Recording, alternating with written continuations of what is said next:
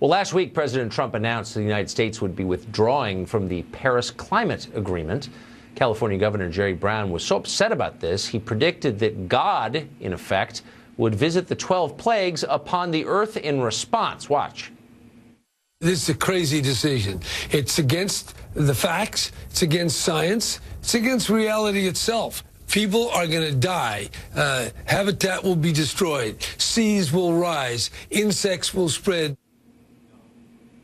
Well, now Governor Brown says that California will join the Paris deal, even if the federal government won't. While visiting China for a clean energy conference, Brown signed an agreement with the Chinese government in which the two, one a state, one a country, agreed to collaborate in reducing emissions. The Chinese laughed, but Brown didn't hear it. Is California its own nation now? Ethan Behrman is a radio show host in Los Angeles for the famous KGO, and he joins us tonight. So, Ethan, I grew up in California when it was a state. It was one of 50 states. And now, I guess, Governor Brown has gone rogue, declared himself emperor, and you're a country negotiating international treaties? What happened? Well, it's not an international treaty, so we're not violating the Constitution, Article 1, Section 10, Clause 1. As you know, this is a non-binding agreement where we're going to share the technology. California has already spent billions of dollars using some of my money as a taxpayer to create these industries, build them, and grow them into a large businesses. I mean, look at Tesla right now. Why not leverage that with one of the largest and fastest growing economies in the world, China? So let's share that. Let's get a return on our investment here in California. Because California doesn't have the right to do that because it's a state. You're basically creating your own foreign policy when that right is constitutionally reserved for the federal government. And that used to be obvious, but California is so high on its own fumes, macrobiotic fumes, that they've lost sight of that somehow.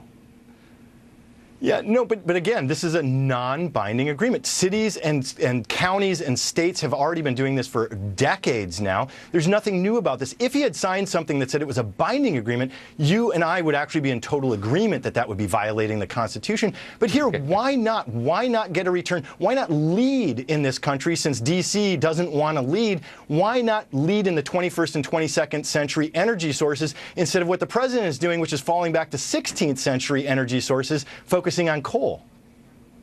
Would you ever declare ownership of Camp Pendleton and say declare war on Mexico? I mean, what other unilateral decisions? Just to prepare us for the future. I mean, you guys have decided we're not following federal law. We're entering into agreements, even non-binding ones, with other nations. So, the next step would be war, right? Your own uniforms? No, although remember, governors are in charge of National Guards. That's a separate topic. But no, obviously, we're not going to take Camp Pendleton and attack Mexico. No, again, I mean, Tucker, really, you and I both want our economy to grow, right? Sorry. I mean, okay. Why would we not want to grow our economy? Why not create more jobs in a sector that already has 8 times as many jobs as the coal sector does anyway? Let's move forward. Let's grow. Let's take advantage. Why not get some of that money back from the Chinese that they're holding of ours? This is a great way to do it. It's sharing technology. It's opening markets. And it's building our economy here in California, which benefits the rest of the United States. I mean, this is hilarious on so many levels. Of course, a lot of that technology, the green technology that you refer to, is subsidized by federal dollars. You, as Obama said, you didn't build that. The rest of us did. So you're taking an investment from the other 49 states and making money on it, and then claiming moral credit for it, and then wagging your finger at the rest of the country and saying we're better than you. I guess we're used to that, but it's annoying. You can see why the rest of the country would be annoyed by that, right? Well, yes. I mean, and the rest of the country is annoyed by a lot of things California does because we lead. We're not sitting back and waiting for things to happen. By the way, California sends more money to D.C. and gets less back than any other state. You know that fact to be true, Tucker. And on top of it all, the federal government coffers, if California companies are going to reap the benefits of the Chinese market, D.C. gets some of that money, too. So it's a win-win all the way around. Yeah. You also lead the country in poverty. You have more than any other state. You lead the country in middle-class people fleeing to Idaho. You definitely lead in that category in Scottsdale and Portland, Oregon.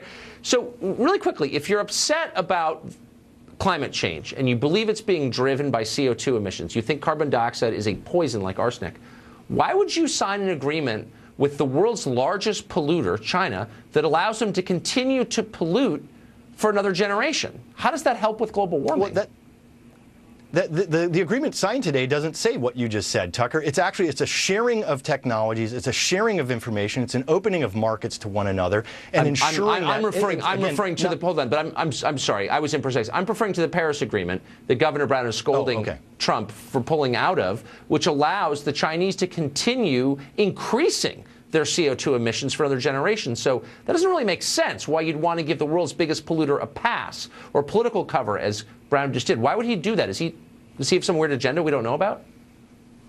Well, actually, that's why today's move is an improvement over the Paris Climate Agreement. I agree with you. There were problems in the Paris Climate Agreement. They weren't strong enough. It didn't push hard enough on China. It didn't push hard enough on India. I actually agree with you on that portion of it. So that's why today is so important, because remember, in the Bay Area in particular, there was a study just a couple of years ago. 1/3 of all of the air pollution being measured in the Bay Area was actually coming from China. So anything that we can do to help them, to help lead them down the path of cleaner energy, benefits Californians, benefits the rest of the United States. I think you're right about that, but sucking up to them and giving them a propaganda coup is probably not the same as getting them to stop polluting, but whatever. Ethan, it's great to see you tonight. Thank you, and good luck in your state/country.